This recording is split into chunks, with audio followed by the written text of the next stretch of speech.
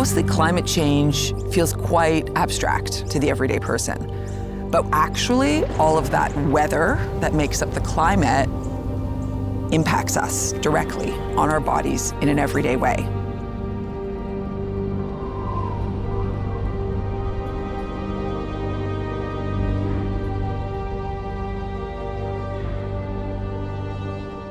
I remember in particular 2019 when the bushfires were really raging and the drought was, not looking like it was breaking, and we were running out of water, and places actually west of Armidale had run out of water.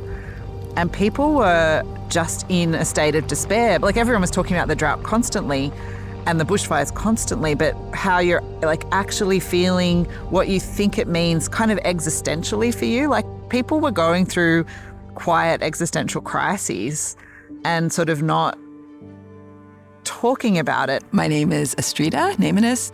I'm Jennifer May Hamilton, and Astrida and I are interested in how communities and bodies weather climate change together. Okay, Jen, here we go. I moved to Armidale from Sydney in 2018, and it was the start of the really bad drought that ended in those bushfires where the whole of the eastern seaboard was kind of alight. And it's still in the public and cultural imaginaries, this watershed moment where everything felt like it was going to collapse. In that moment, I thought that we didn't have enough conversation about the terms of transition, about how this is actually a climate change event, and that we don't need to just hold the fort until it's over, but we actually need to think about how we adapt and mitigate the crisis.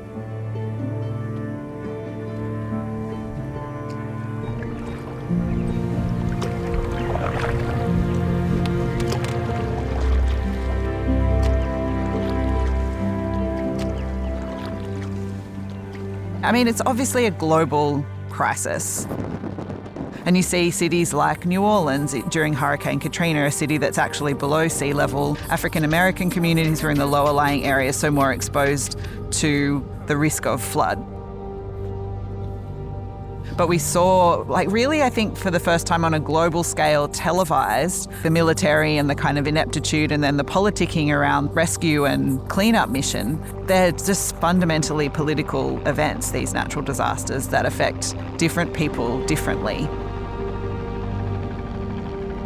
Often when you hear about climate adaptation, it's framed as future-proofing. We've got to future-proof this city or, this port or this community.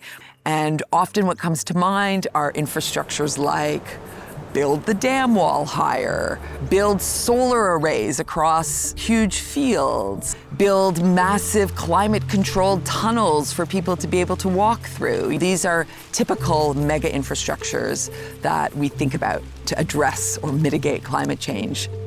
The issue with mega infrastructures like dams that can supply whole cities is that as solutions, they also create problems.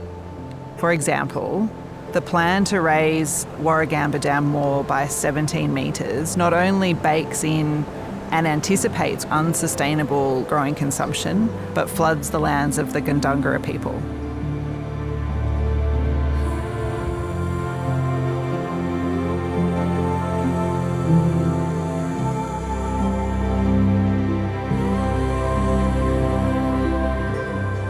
But it also kind of suggests there's no change happening. There's no cultural change happening, that we as a human community that is variously responsible for it in different ways, we don't have to change anything about how we're going about our lives. The status quo is not serving many people, most people, nor is it serving environments. What success looks like is building resilience. The founder of the Resilience Project. And build a more secure, resilient Australia. Resilience, as it's normally used in climate change policies and actions, essentially wants us to just bounce back to exactly the place we started, right? The logic of resilience is this bounce back logic. Oh, you had a tough time, let's get you just right back where you were. And it assumes that the status quo is where we want to be. So bark is not very resilient. Well, this kind of is a bit resilient. It does bounce back. But like certain, like elastic, right? It's just goes straight back into shape, whereas others like bend and crack. So there is a kind of diversity in the idea of resilience when it's just thought about in terms of the materiality of things. But it's been sort of turned into this concept that flattens that difference and describes just the like impulse to bounce back and get through and push through and get over it. The analogy would be someone dies and you just keep going. You don't like pause and grieve and like account for what's changed now that person's gone. Resilience logics also don't appreciate the vulnerability of our bodies. And so for me, that's where resilience becomes really problematic, because that logic pervades not only the infrastructure design, but then kind of ourselves. What if instead of resilience, we could think about weathering, meaning we can be changed by, the storms or hard times or like community breakdowns. Like we are changed by that.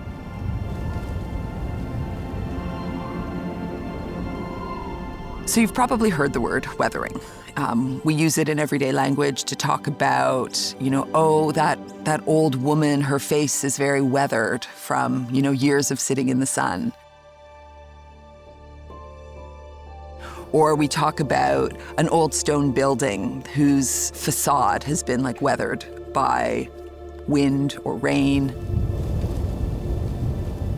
Weathering is a common term from so many different walks of life and disciplines. Like in geology and soil science, it describes erosion of rocks. It means kind of coming through something difficult safely together. And in our work, we're trying to use it as a concept to think about climate adaptation in a way that really attends to the experience of the body and how bodies weather differently.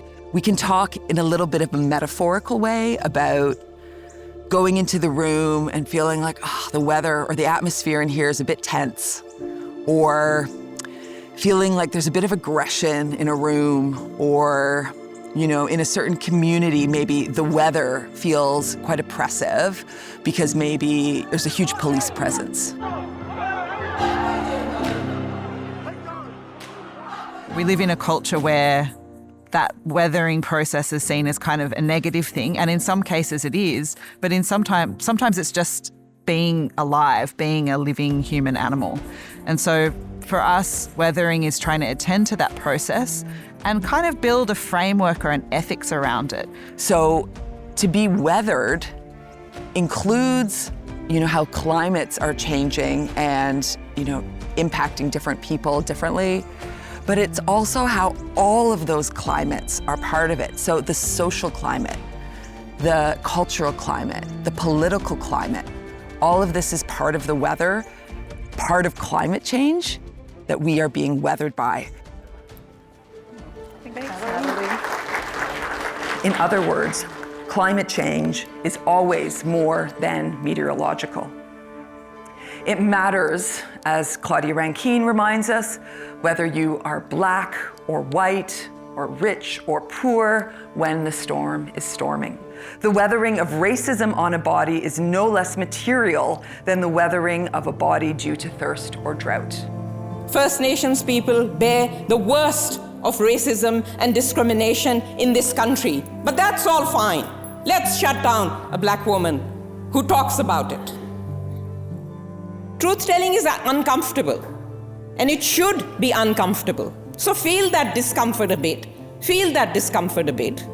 hear it, and try and do something about it.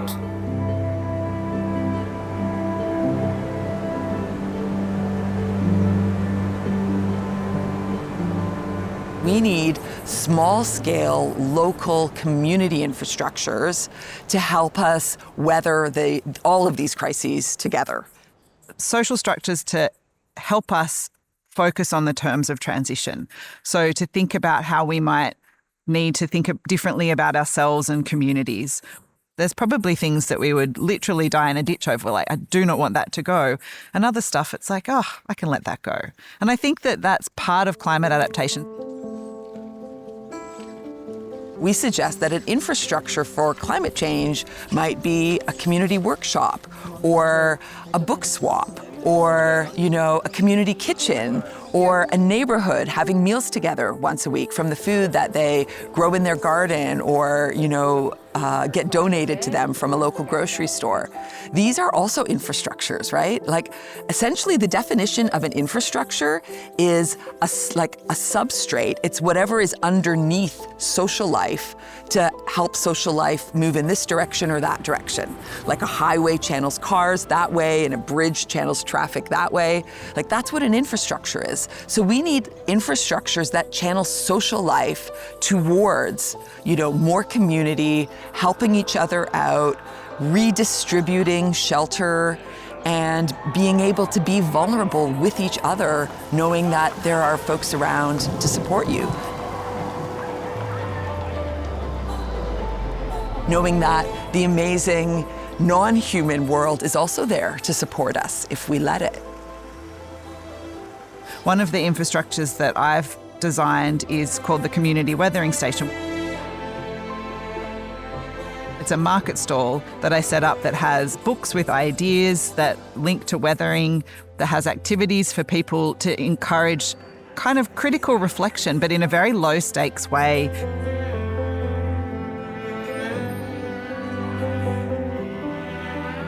And we also have an exhibition that includes many other aspects of weathering. In the exhibition, Tessa Zettel's drawings represent activities that can guide people to think differently about the weather and climate change and weathering. We invited visitors to the gallery to draw pictures about what the weather means to them, following prompts in Tessa's illustrations.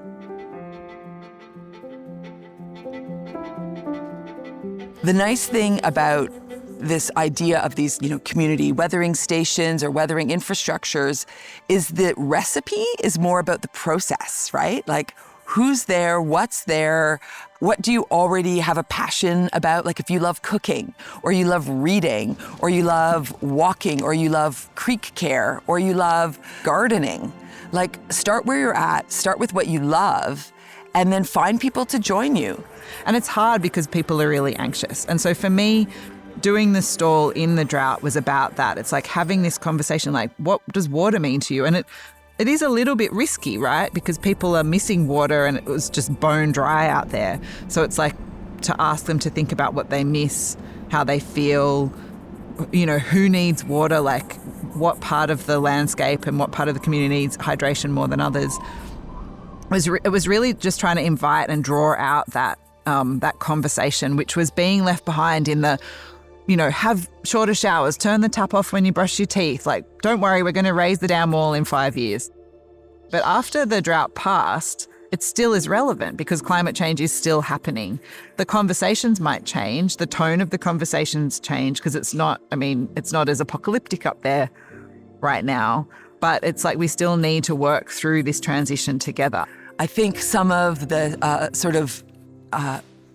perceptions around this kind of like community work is that it all has to be like really smooth and problem-free, and that's just not the way any kind of politics works. So we actually want to like open to that challenge, and that's why it's hard. Like, building community infrastructures is hard. Are there ways of knowing that we can't all individually solve the problem, but can we live well and responsibly and joyfully in the process? Can we find ways of practicing and like rehearsing being together in small scale ways so that maybe when things get worse, as they may do, we sort of have trained those muscles to be in community even when we don't all get along.